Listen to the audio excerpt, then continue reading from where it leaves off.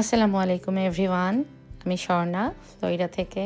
সবার ভালো থাকার শুভকামনা নিয়ে শুরু করছি আমার আজকের ব্লগটি।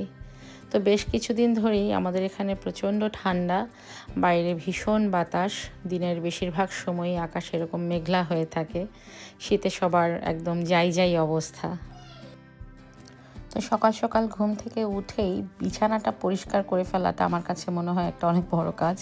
তো আজকে সকালে সেটাই করেছি। তো বিছানা চেঞ্জ করার পর আমার কাছে মনে হচ্ছিল একদম পুরো ফাল্গুন নেমে এসেছে আমার বেডরুমে। যদিও ফাগুন আসতে এখনও অনেক দেরি, কিন্তু মনে হচ্ছে এখনই ফাগুন এসে গেছে। বিকেলে আমার মা এবং মেয়েকে নিয়ে হাঁটতে বের হয়েছিলাম।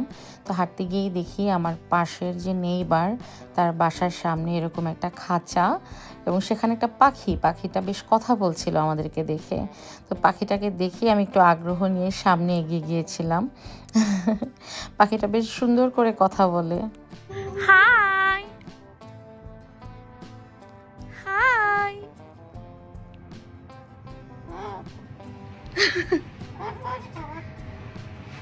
You want to say something? Hi.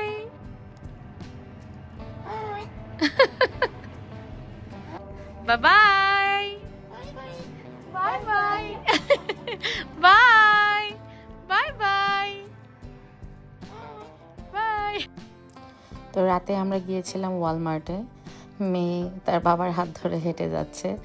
আজকাল ইলমার স্ট্রলারে বসতে চায় না, ও নিজে নিজে হাঁটতে পছন্দ করে, আলহামদুলিল্লাহ। তো রাতে বাসায় আসার পর আমার হাজব্যান্ডের আবদার ছিল সে ভাত ভাজি খাবে। তো ভাত ভাজি রান্না করতে গেলেই আমার ছোটোবেলার কথা মনে হয়ে যায়। বাসায় যখন ভাত রান্না করার পর ভাত বেশি হয়ে যেত, আম্মু পরদিন সেটা আমাকে আর আমার ছোটো বোনকে ভাত ভাজি করে দিত। এই ভাত ভাজিটা যে আমাদের দু বোনের কী পছন্দের একটা খাবার ছিল। অনেক সময় তো দুপুরবেলাও আম্মুর কাছে আবদার করতাম যে আম্মু ভাত ভাজি করে দাও। তো ভাত ভাজিটা আমার কাছে একটা ইমোশন আসলে। তো বিয়ের পর শ্বশুরবাড়িতে গিয়েও দেখেছি ওরাও ভাত ভাজি খায়, তবে ওদের রান্নার ধরনটা একটু ডিফারেন্ট। যাই হোক, এখন প্রায় ভাত ভাজি করি। যখনই করি তখনই মনে হয় ছোটোবেলার গন্ধ পাই আমি। আমি জানি না আমার মতো আর কে টার্মটা কীভাবে নেবেন, বাট আমি আসলেই আমার ছোটোবেলার গন্ধ পাই। মনে হয় এখনও আমি চোখ বন্ধ করে দেখতে পাই আমার আম্মু আমার বোনের জন্য ভাত ভাজি করছে। আমেরিকায় আসার পর যখন নিজের সংসারের দায়িত্ব সব নিজের কাঁধে পড়লো, প্রতিদিন কি রান্না হবে, কি করতে হবে প্রতিবেলায়, এটা যেমন একটা চিন্তার মতো বিষয়। তো আমি সবসময় চেষ্টা করতাম সহজে মজাদার রান্না কিভাবে করা যায়। যেহেতু এখানে আসার পর থেকে জব করে সংসারে রান্না করা, এটা আসলে টু মাচ মনে হতো আমার কাছে। এদিক থেকে আমি ভীষণ লাকি বলবো নিজেকে। আমার হাজব্যান্ড কখনোই আমাকে এ ধরনের রান্নাবান্নার বিষয় নিয়ে কোনো প্রেশার দেয়নি। He is very much easy going person. তাছাড়া আমাদের দুজনের খাবার দাবারের টেস্ট অনেক মিলে যায়।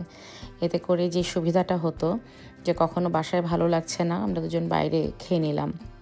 আমরা দুজনই বাইরে খেতে পছন্দ করি, ডিফারেন্ট খাবার, ডিফারেন্ট কুজিন ট্রাই করতে পছন্দ করি।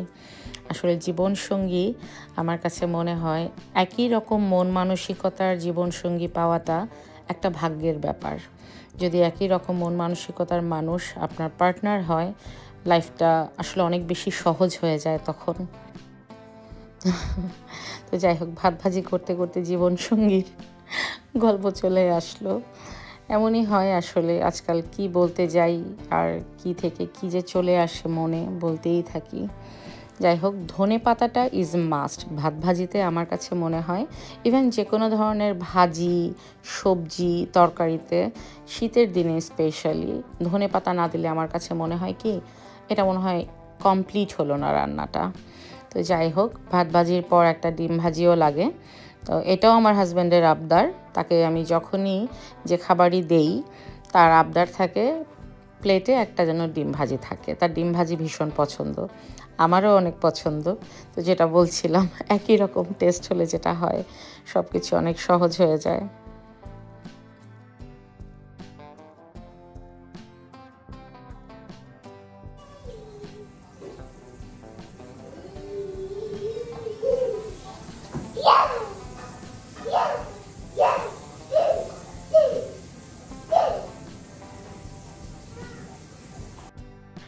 তা আজকাল একা একটু ভিডিও করাও খুব মুশকিল, যেখানেই যাই ক্যামেরা অন করলেই মেয়ে পিছু পিছু চলে আসে।